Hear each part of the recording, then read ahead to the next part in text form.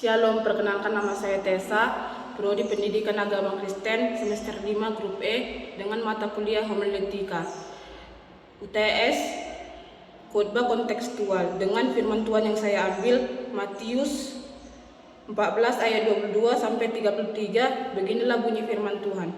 Sesudah itu Yesus segera memerintahkan murid-muridnya naik ke perahu dan mendahulinya ke seberang. Sementara itu ia menyuruh orang banyak pulang, dan setelah orang banyak itu disuruhnya pulang, Yesus naik ke atas bukit untuk berdoa seorang diri. Ketika hari sudah malam, ia sendirian di situ. Perahu murid-muridnya sudah beberapa mil jauhnya dari pantai dan diombang-ambingkan gelombang karena angin sakal. Kira-kira jam 3 malam datanglah Yesus kepada mereka berjalan di atas air. Ketika murid-muridnya melihat dia berjalan di atas air, mereka terkejut dan berseru, "Itu hantu!" lalu berteriak-teriak karena takut. Tetapi segera Yesus berkata kepada mereka, "Tenanglah, aku ini, jangan takut." Lalu Petrus berseru dan menjawab dia, "Tuhan, apabila Engkau itu, suruhlah aku datang kepadamu berjalan di atas air."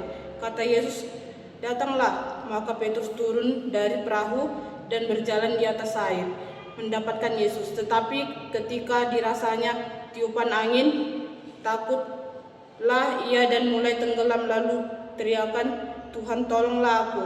Segera Yesus mengulurkan tangannya, memegang dia dan berkata, "Hai orang yang kurang percaya, mengapa engkau bimbang?"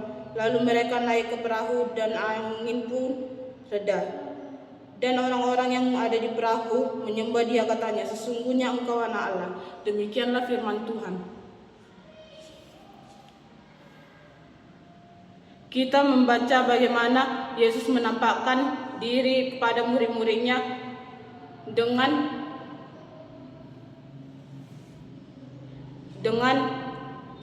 cara yang luar biasa. Ia berjalan di atas air di tengah badai. Saat itu murid-murid ketakutan karena mengira mereka melihat hantu. Tetapi Yesus berkata, "Tenanglah, aku ini, jangan takut." Kata-kata itu sederhana tetapi sangat kuat. Dalam badai yang membuat mereka gemetar, suara Yesus menjadi sumber pengharapan dan keberanian. Petrus yang berani dan impulsif berkata, "Tuhan, apabila Engkau itu, suruhlah aku datang kepadamu berjalan di atas air." Dan Yesus berkata, "Datanglah." Dengan iman Petrus melangkah keluar dari perahu.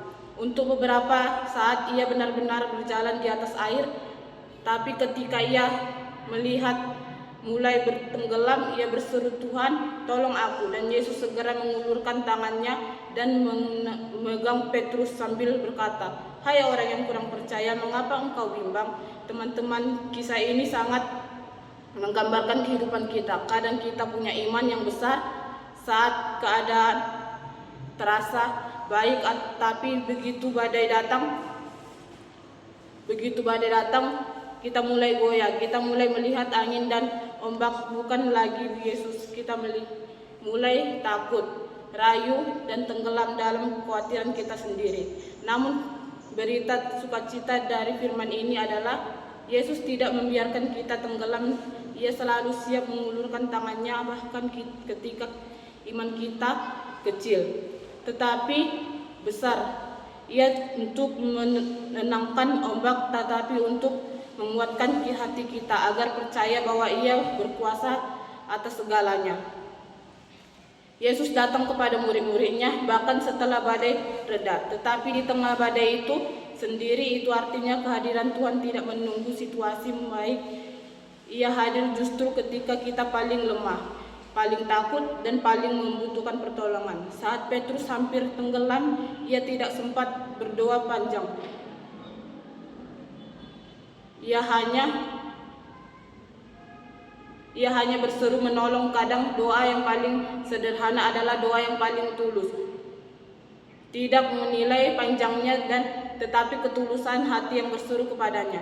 Saudara-saudara, iman bukan berarti kita tidak akan mengalami badai. Iman berarti kita selalu kepada siapa kita harus tetap berpaut. Kita tetap tertuju kepada Yesus, kita akan berjalan di atas gelombang. Tetapi saat kita mulai melihat besarnya masalah dan melupakan kuasa Tuhan, disitulah kita mulai tenggelam. Namun kabar baiknya adalah bahkan ketika kita tenggelam, Yesus tetap datang menolong kita. Ia mengangkat kita, menguatkan kita, dan menenangkan badai kita. Maka hari ini jika hatimu gelisah, dengar suara Yesus yang lemah itu.